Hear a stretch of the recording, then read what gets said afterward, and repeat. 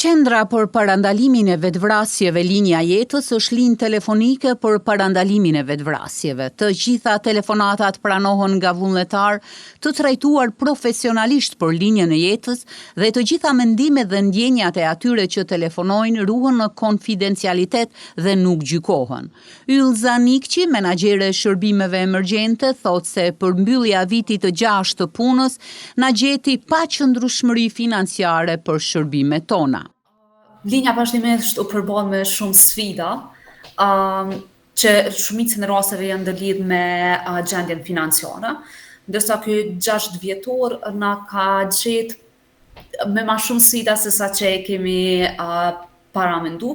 To e marr parasysh që para një viti vetëm se kemi dorëzuar peticionin për me formu ligjin për parandalimin e vetvrasjes.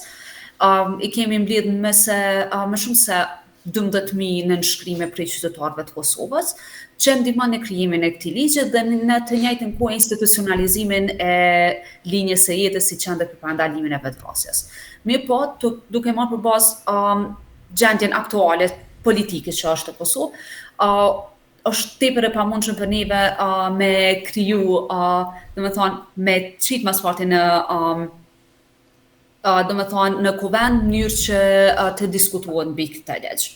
Nikçi gjithashtu tha se aktualisht nuk kemi fonde për 16 orë punë, siç e kishim deri më tani.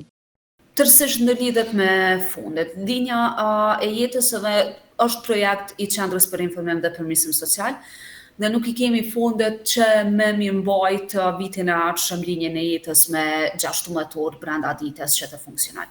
Kështu që duke marrë parasysh gjendjen financiare që kemi si organizat, është dashur me marrë këtë vendim që me reduktu oraren, edhe prej 29 dhjetorit do të jetë vetëm me 4 orë në dispozicion brenda ditës prej orës 18 deri në orën 22. Po që ndërlidhet komplet me gjendjen financiare. Por për të plotësuar këtë boshllëk, të interesuarit mund të shfrytëzojnë qatin e pastaj në një mundësi të dytë ne ju përgjigjemi, thot Nikçi. Nëse hyni në rrjetet sociale tona, do me thonë në Facebook dhe Instagram, atëherë mundeni me pa edhe linkon për chat, ku njerëz munden me shkru me neve, edhe që është e qasshme jo vetëm për qytetarët e Kosovës, do me thonë, por është edhe për diasporan. Kështu që secili individ mundet me na shënu edhe përmes chatit nëse nuk ka mundësinë me bisedu përmes telefonit me neve.